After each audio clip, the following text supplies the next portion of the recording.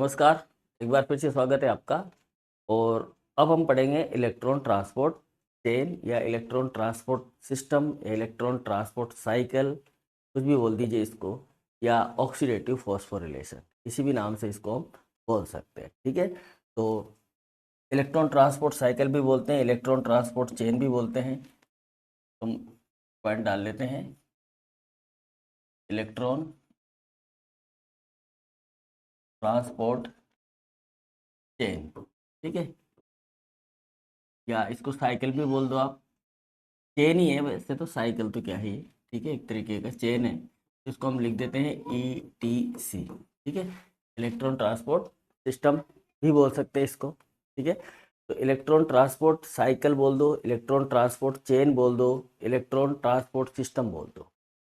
ठीक है, तो इसका नाम क्या हो जाता है? दूसरा, electron transport system.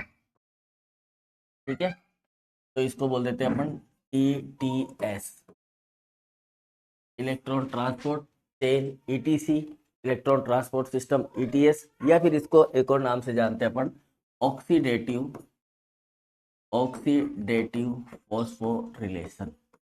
Oxidative phosphorylation, ये इसका इंपॉर्टेंट नाम है। ठीक है ना, ऑक्सीडेटिव फॉस्फोरिलेशन। देखो, ये हमारा टॉपिक में यही नाम लिखा हुआ है, ऑक्सीडेटिव फॉस्फोरिलेशन, इसलिए हमारे से जो क्वेश्चन पूछा जाएगा वो इसी नाम से पूछा जाएगा। ठीक है ना, इलेक्ट्रॉन ट्रांसपोर्ट चेन के नाम से नहीं पूछा जाएगा। अगर पूछेगा तो शॉर्ट में नाम आ जाता है, ETC के ऊपर टिप्पणी लिखिए, है ना, right A short note on ETC या right A short note on ETS। ठीक है, बड़ा क्वेश्चन आता है तो वो आता है ऑक्सीडेटिव फॉस्फोरिलेशन से। ठीक, अभी हमने दो चीजें पढ़ी है। एक हमने पढ़ा है यहाँ पर आपका ग्लाइकोलाइसिस। ठीक है, क्या पढ़ा था हमने? ग्लाइकोलाइसिस। ये रेस्पिरेशन की फर्स्ट स्टेप होती है, नंबर 1 स्टेप। ठीक है, दूसरी स्टेप पढ़ी हमने क्या? Krebs cycle, Krebs cycle. ठीक है, और तीसरी स्टेप जो है वो रेस्पिरेशन की, वो है आपकी ये इलेक्ट्रॉन ट्रांसपोर्ट सिस्टम। ठीक है, या ऑक्सीडेटिव फॉस्फोरिलेशन। ठीक है, ये लास्ट स्टेप है। तो हम ये कह सकते हैं कि ये जो प्रोसेस है आपका, ये कैसा है? रेस्पिरेशन की फाइनल स्टेप है ना। It is A final step of cellular respiration. ठीक है, सेलुलर रेस्पिरेशन की कैसी स्टेप है? ये फाइनल स्टेप है, मतलब लास्ट स्टेप होगी। यहाँ पर आपका सेलुलर रेस्पिरेशन कंप्लीट हो जाएगा। इस स्टेप में क्या किया जाता है? इस स्टेप में ATP को प्रोड्यूस किया जाता है। ठीक है, मतलब जो फाइनली जो ATP बनेंगे वो यहाँ पर प्रोड्यूस किए जाएंगे, मतलब यहाँ पर बनाए जाएंगे। ठीक है, इसमें क्या होता है? इसमें इलेक्ट्रॉन कैरियर की एक प्रोटीन सीक्वेंस होती है। ठीक है, जो माइटोकॉन्ड्रिया के अंदर धसी हुई रहती है। ठीक है, मतलब ये जो इलेक्ट्रॉन ट्रांसपोर्ट चेन होती है, इसमें क्या होता है? इसमें इलेक्ट्रॉन कैरियर, सॉरी, या आप कह सकते हो इलेक्ट्रॉन को ले जाने वाली ऐसी प्रोटीन होती है जो एक इलेक्ट्रॉन को दूसरी प्रोटीन में, दूसरी प्रोटीन तीसरी प्रोटीन में, तीसरी प्रोटीन चौथी प्रोटीन में इसको ट्रांसफर करती है। और ये स्थित होती है कहाँ पर? इनर माइटोकॉन्ड्रियल मेम्ब्रेन के अंदर। ठीक है, मतलब हम यहाँ कह सकते हैं कि यहाँ पर एक सीरीज ऑफ प्रोटीन पाई जाती है। सीरीज ऑफ प्रोटीन जो क्या करती है? ये कैरियर होती है, कैरियर होती है किसकी? इलेक्ट्रॉन की, कैरियर इलेक्ट्रॉन। ठीक है, इलेक्ट्रॉन को कैरी करती है। ठीक है, और ये जो प्रोटीन होती है, ये प्रोटीन एम्बेडेड होती है, embedded in inner mitochondrial membrane, inner mitochondrial membrane. ठीक है, इनर माइटोकॉन्ड्रियल मेम्ब्रेन के अंदर ये क्या होती है? एम्बेडेड होती है, मतलब उसमें अंदर धसी हुई रहती है। ठीक है, अच्छा, ये केवल यूकैरियोटिक सेल के अंदर पाई जाती है, प्रोकैरियोटिक सेल के अंदर नहीं पाई जाती। ठीक है, अब ये जो प्रोटीन होती है, ये जो सीरीज ऑफ प्रोटीन होती है, ये प्रोटीन 4 कॉम्प्लेक्स में पाई जाती है। ठीक है, मतलब यहाँ पर कितने कॉम्प्लेक्स होते हैं? 4 कॉम्प्लेक्स ऑफ प्रोटीन पाई जाती है, 4 कॉम्प्लेक्स ऑफ प्रोटीन। प्रोटीन के 4 कॉम्प्लेक्स होते हैं यहाँ पर, ठीक है। जैसे complex first, complex second, complex third, complex four, 4 complex होते हैं। 4 कौन कौन से होते हैं? एक होता है कॉम्प्लेक्स फर्स्ट, एक होता है कॉम्प्लेक्स सेकंड, ठीक है, कॉम्प्लेक्स सेकंड, एक होगा कॉम्प्लेक्स थर्ड, कॉम्प्लेक्स थर्ड, और एक होगा आपका कॉम्प्लेक्स फोर, ठीक है, कॉम्प्लेक्स फोर। इसके बाद में एक और चीज होगी यहाँ पर, ATP synthase enzyme, ATP synthase enzyme, ठीक है। अब ये जो एटीपी सिंथेज एंजाइम है ना, ये लास्ट में काम आएगा। ये चारों क्या होते हैं? इलेक्ट्रॉन कैरियर होते हैं। ये चारों क्या है? इलेक्ट्रॉन कैरियर, ठीक है। ये जो चारों इलेक्ट्रॉन कैरियर है, ये ट्रांसफर करते हैं इलेक्ट्रॉन को। कहाँ से? ये इलेक्ट्रॉन कैरियर के ऊपर जो है ना, इलेक्ट्रॉन इलेक्ट्रॉन को ये क्या करते हैं? ट्रांसफर करते हैं। कहाँ से? NADH और FADH से। ये बने थे हमारे, ठीक है ना, NADH और FADH2। ये कहाँ बने थे हमारे? ये बने थे हमारे कहाँ पर? क्रेब्स साइकिल के अंदर, क्रेब्स साइकिल में बने थे, ठीक है ना। उस क्रेब्स साइकिल के NADH और FADH2 को इस्तेमाल करके, ठीक है, ये क्या करते हैं? इनसे इनसे समझ में आ रहा है? मतलब कि NADH और FADH2 से इलेक्ट्रॉन को क्या किया जाता है? ट्रांसफर किया जाता है। किसके ऊपर? ऑक्सीजन के ऊपर। ये समझो आप इससे, ठीक है। NADH2 से इलेक्ट्रॉन को ट्रांसफर किया जाता है ऑक्सीडेशन के ऊपर, मतलब ऑक्सीजन के साथ में। और इससे क्या होता है? इससे ATP को जनरेट किया जाता है। इससे जनरेट होता है ATP। यहाँ लिख देते हैं ATP क्या होता है? जनरेट होता है। कुल मिलाकर ये सारा प्रोसेस होता है यहाँ पर, ठीक है। अब ये जो 4 कॉम्प्लेक्स है, complex first, second, third, fourth, और आपका इलेक्ट्रॉन कैरियर है ना, ये सारे क्या है? इलेक्ट्रॉन कैरियर है। NADH2 से इलेक्ट्रॉन निकलते हैं, FADH2 से इलेक्ट्रॉन निकलता है। उस इलेक्ट्रॉन को ये चारों portion, complex first, second, third, fourth, अलग अलग जगह पर अलग अलग तरीके से इलेक्ट्रॉन को ट्रांसपोर्ट करते हैं। और ये इलेक्ट्रॉन के ट्रांसपोर्ट होने से, ये जो इलेक्ट्रॉन ट्रांसपोर्ट होगा ऑक्सीजन की उपस्थिति में, यहाँ पर वाटर का फॉर्मेशन हो जाएगा। और इसके साथ साथ में हाइड्रोजन बाहर निकलेगा, ठीक है। इलेक्ट्रॉन ट्रांसपोर्ट होगा तो हाइड्रोजन क्या है? बाहर निकलेगा। जो हाइड्रोजन यहाँ से बाहर निकल रहा है, उस हाइड्रोजन के फोर्स से ये जो एंजाइम होगा एटीपी सिंथेज एंजाइम, ये एटीपी का फॉर्मेशन करेगा हाइड्रोजन से, ठीक है ना। केवल इलेक्ट्रॉन को तो ट्रांसफर करेगा, इलेक्ट्रॉन के ट्रांसफर होने से हाइड्रोजन बाहर निकलेंगे। उस हाइड्रोजन का एक प्रोटॉन मोटिव फोर्स जो है जनरेट होगा, और उस जनरेट से ये एटीपी सिंथेज एंजाइम जो है वो मूवमेंट करेगा, और मूवमेंट करके वो एटीपी को जनरेट करेगा। तो ये सारा प्रोसेस होगा यहाँ पर इलेक्ट्रॉन ट्रांसपोर्ट सिस्टम के अंदर।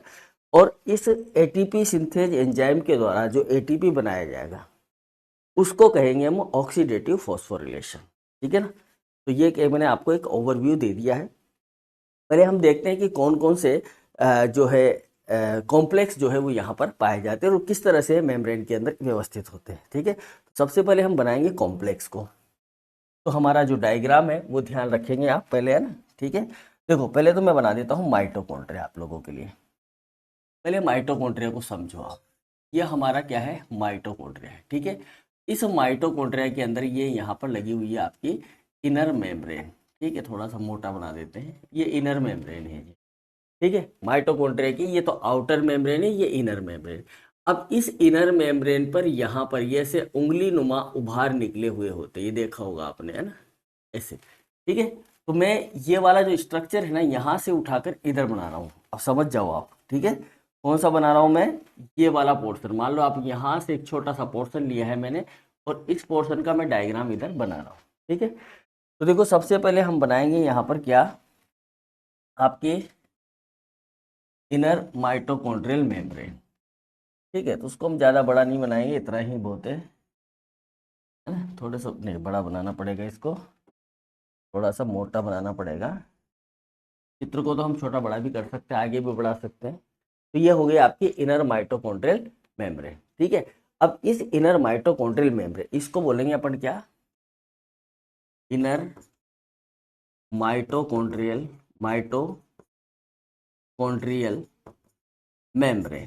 ठीक है, ये तो मेम्ब्रेन हो गई, ये अंदर वाली मेम्ब्रेन। ठीक है, ये इधर वाला जो पोर्शन देख रहे हो ये क्या है, मैट्रिक्स। तो ये हम बना देते हैं यहाँ पर क्या है, ये मैट्रिक्स है। समझ गए क्या, पोजीशन ध्यान रख ली है। यहाँ इधर नीचे की तरफ में क्या है आपका, मैट्रिक्स रहेगा। ठीक है, बाहर ऊपर की तरफ में ये वाला स्पेस रहेगा। इसको क्या बोलते हैं अपन, इसको बोलते हैं इंटर मेम्ब्रेन स्पेस। क्या बोलते हैं इसको, इसको बोलते हैं अपन इंटर मेम्ब्रेन स्पेस। ठीक है, मैं इसको थोड़ा मिटा देता हूँ बात समझने के लिए। Inter membrane space. ठीक है जी, ये हो गया इंटर मेम्ब्रेन स्पेस। तीन चीजें हो गई, ये इनर मेम्ब्रेन है, ये अंदर वाला भाग है, ये मेम्ब्रेन आ गई, और ये मैट्रिक्स वाला भाग आ गया है। ठीक है, तो ये इस तरीके से हमारा ये मेम्ब्रेन का हम डायग्राम बना रहे हैं। ठीक, अब इसके अंदर सबसे पहला कॉम्प्लेक्स होता है कॉम्प्लेक्स फर्स्ट। ठीक है, तो कॉम्प्लेक्स फर्स्ट जो होता है वो इस तरह से होता है, यहाँ पर कैसे भी बना दो, जो भी आपकी मर्जी में आए वैसे आप बना सकते हो, कोई ऐसा इसमें इंपॉर्टेंट लॉजिक वाली बात नहीं है, किसी भी तरह से आप संरचना बना सकते हो। तो ये पहला कॉम्प्लेक्स हो गया, इसको बोलेंगे अपन FMN। यहाँ पर होता है फ्लेविन मोनोन्यूक्लियोटाइड, एक जुड़ा होता है इसके साथ में। ठीक है, इसी के साथ ये पहला है। इसके बाद में यहाँ पर एक होता है कोएंजाइम Q, जो इस मेम्ब्रेन के साथ में अटैच होता है। ठीक है ना, अच्छा वो मेम्ब्रेन के नीचे होता है, थोड़ा सा ही स्पेस होता है उसका यहाँ पर, ये तो इसको बोलते हैं कोएंजाइम Q पूल। ठीक है, क्या है ये, कोएंजाइम Q पूल। पूल इसलिए बोल रहे हैं कि यहाँ पर बहुत सारे कोएंजाइम Q जो है वो काम आते हैं। ठीक है, इसके बाद में यहाँ पर एक और कॉम्प्लेक्स होता है, मतलब ये इसी सीरीज का होता है, ये दूसरा कॉम्प्लेक्स, ये कॉम्प्लेक्स नंबर सेकंड, इसको बोलते हैं हम कॉम्प्लेक्स नंबर सेकंड। तो इसको आप ऐसे बना सकते हो, कोई दिक्कत नहीं है। यहाँ होता है FAD, क्या होता है, फ्लेविन एडेनिन डाइन्यूक्लियोटाइड। ठीक है, यहाँ पर होता है मोनोन्यूक्लियोटाइड, यहाँ पर होता है डाई न्यूक्लियोटाइड। इसका कलर बदलना पड़ेगा मुझे ऐसा लग रहा है ना, इसका कलर बदलते हैं अपन, इसको थोड़ा लाइट कलर में हम बनाते हैं। ठीक है, तो ये क्या होता है, यहाँ पर FAD होता है, फ्लेविन एडेनिन डाई न्यूक्लियोटाइड। ठीक है, इसके बाद में जो तीसरा कॉम्प्लेक्स होता है वो क्या होता है जी, यहाँ पर आपका इस तरीके से होता है, वो दोनों मेम्ब्रेन को पार किए हुए रहता है। ठीक है, दोनों मेम्ब्रेन को क्या करके रखता है, वो पार करके रखता है। इसको हम बोलते हैं साइटोक्रोम।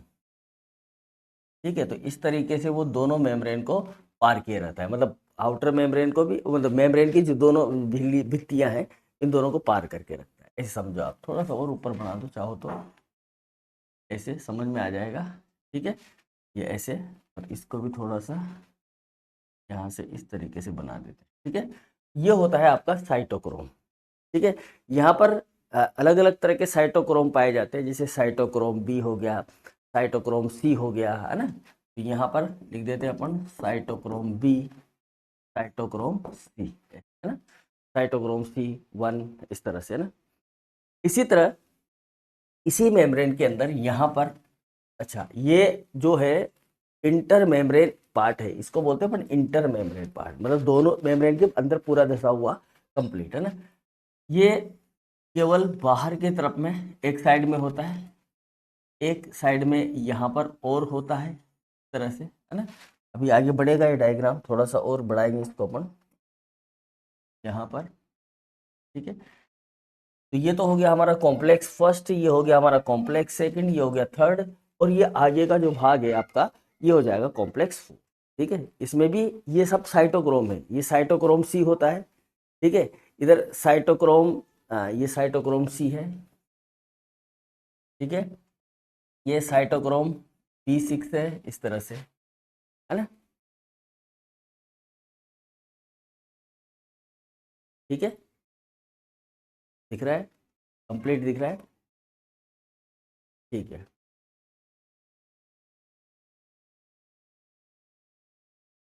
अब देखो एक लास्ट में बचता है अपने पास में, यहाँ पर जो किस तरह से घुसा हुआ रहता है, इसको थोड़ा सा इधर करते हैं, समझ में नहीं आया, इधर कर लेते हैं ना, थोड़ा बड़ा ही रखेंगे अपन इसको। बहुत ही स्पेशल टाइप के साइटोक्रोम यहाँ पर पाए जाते हैं भैया। ठीक है, इसको मिटा दो यहाँ से थोड़ा सा इस तरह से, और इसके लिए हम कलर ले लेते हैं ये वाला, है ना। ये इस तरह का होता है साइटोक्रोम, ये साइटोक्रोम ए होता है, तो बोलते हैं साइटोक्रोम ए, है ना। इसको साइटोक्रोम सी बोलते हैं, सी। दो होते हैं तो यहाँ पर साइटोक्रोम सी होता है। कहाँ गया वो पिंक वाला भाई साहब, ये रहा। ये भी क्योंकि साइटोक्रोम सी है तो इसको भी ऐसा ही कलर में बनाया गया है, cytochrome b c, cytochrome a, है ना। साइटोक्रोम ए होता है ये। इसके बाद में आगे और चलते हैं अपन, तो यहाँ पर हमें मिलता है क्या, और बढ़ाते हैं इसको आगे, इसको छोटा करेंगे बाद में, है ना। डायग्राम बना लेते हैं अपन, चलो ये इसको और बढ़ाओ आगे थोड़ा सा, यहाँ पर यार कलर, मेम्ब्रेन का कलर, ठीक है। अब यहाँ पर मिलेगा हमें हमारा एटी पेज, ठीक है।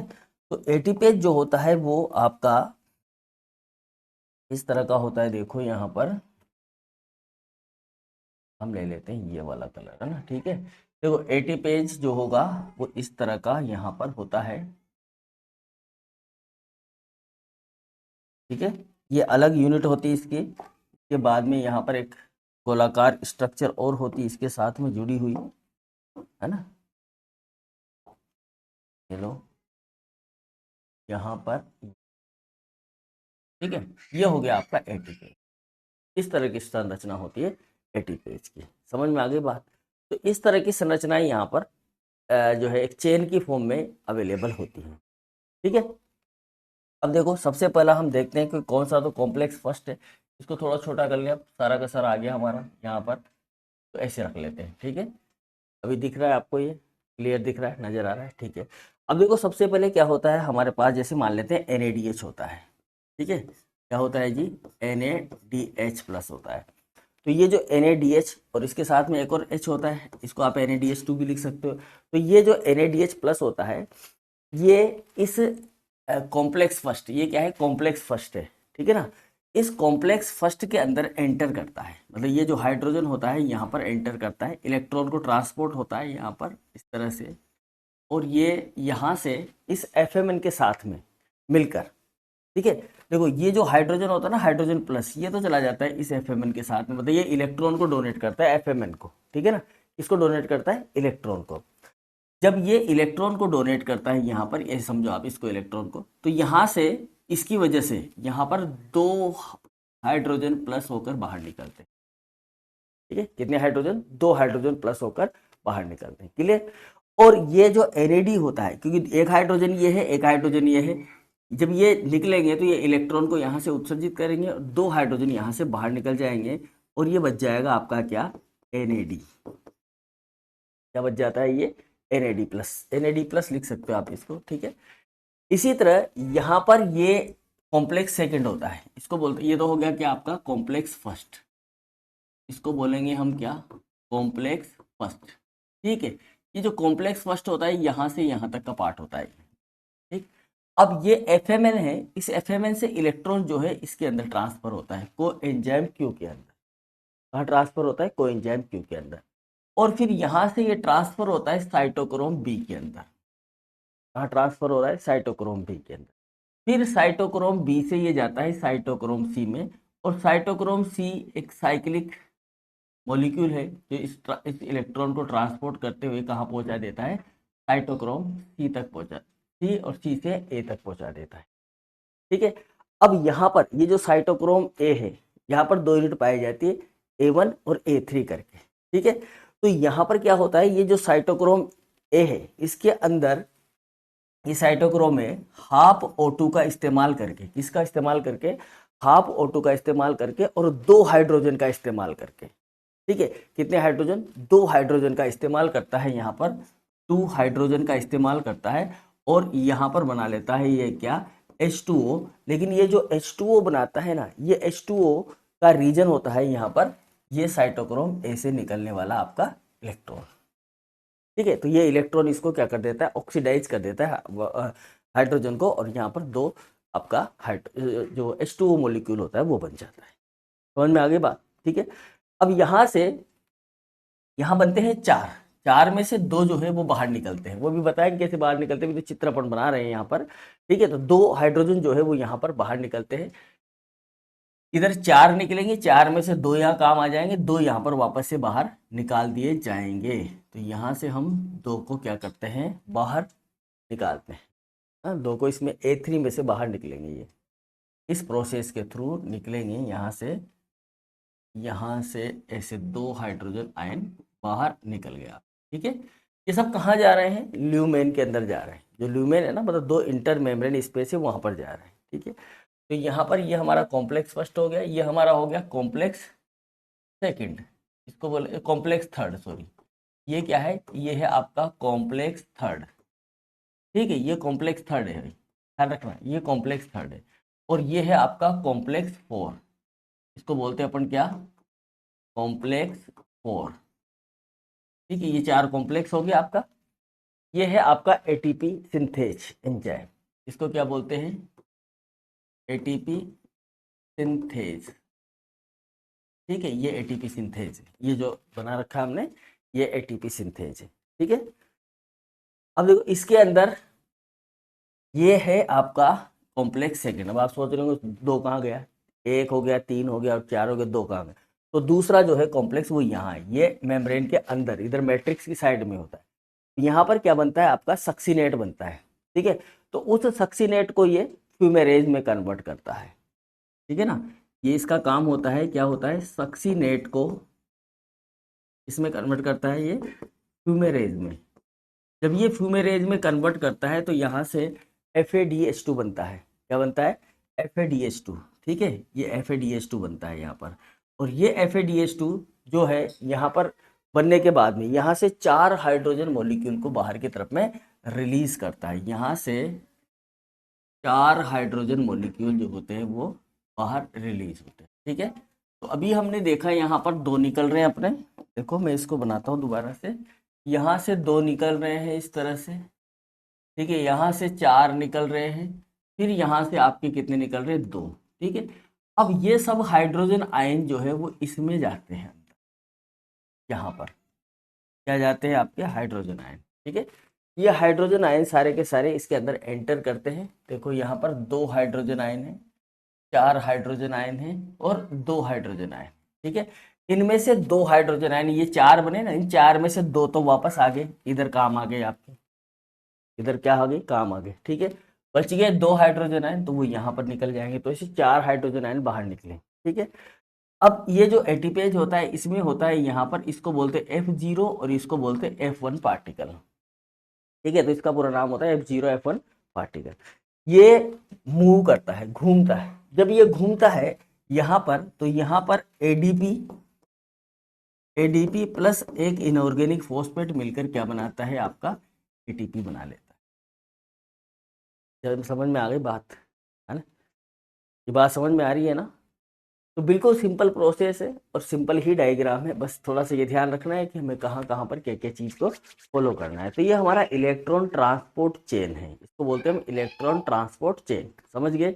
अब ये जो इलेक्ट्रॉन ट्रांसपोर्ट चेन है इसमें 4 कॉम्प्लेक्स है, अलग अलग कॉम्प्लेक्स हैं। ठीक है, तो उन कॉम्प्लेक्स के बारे में अब हम चर्चा करेंगे। अभी मैं देख लेता हूँ, ये चित्र बन गया है हमारा यहाँ पर, बिल्कुल। ठीक है, चित्र समझ में आ गया होगा आपको। तो अभी हमने ये देखा है यहाँ पर 4 कॉम्प्लेक्स वाली जो कहानी है वो हम नेक्स्ट क्लास के अंदर करेंगे पूरी। तो देखो यहाँ पर एक बार फिर से समझ ले अपन कि हमारा ये माइटोकॉन्ड्रिया है, माइटोकॉन्ड्रिया के अंदर यहाँ पर ये इनर मेम्ब्रेन है, अंदर वाला भाग।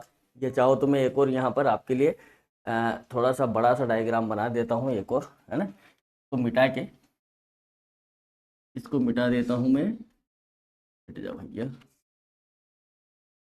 ये करना पड़ेगा मुझे। ठीक है,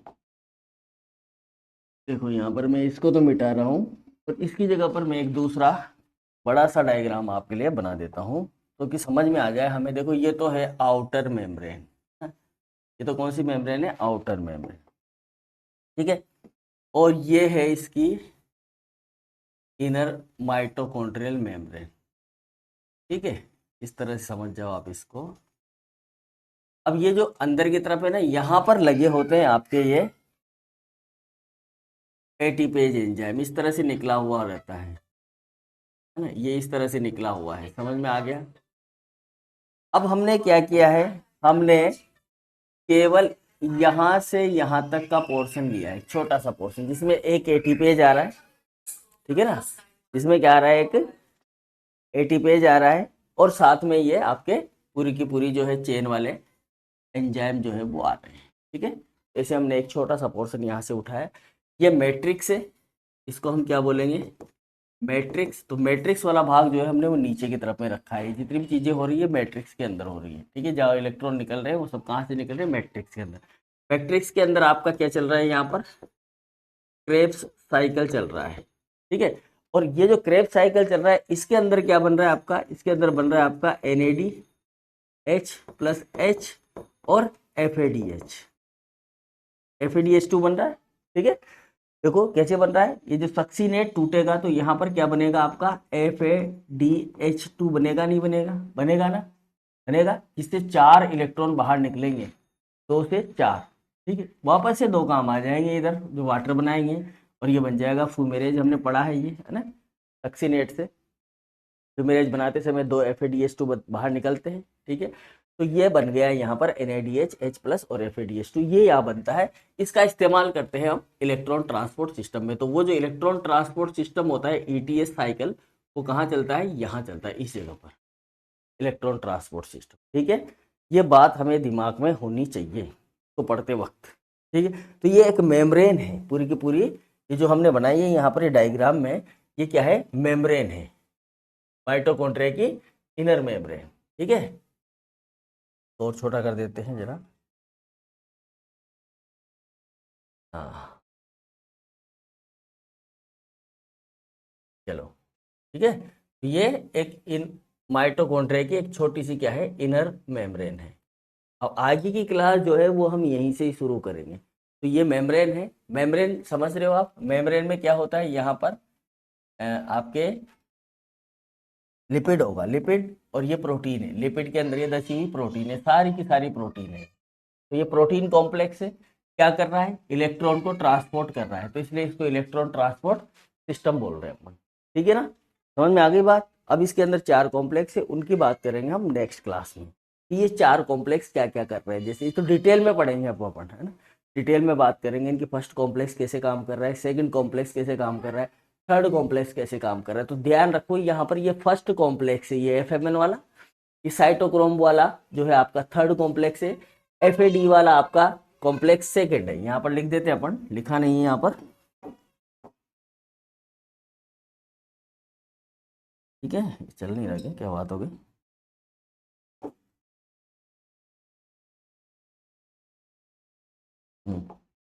यहाँ पर है आपका ये कॉम्प्लेक्स सेकेंड, कौन सा कॉम्प्लेक्स है ये,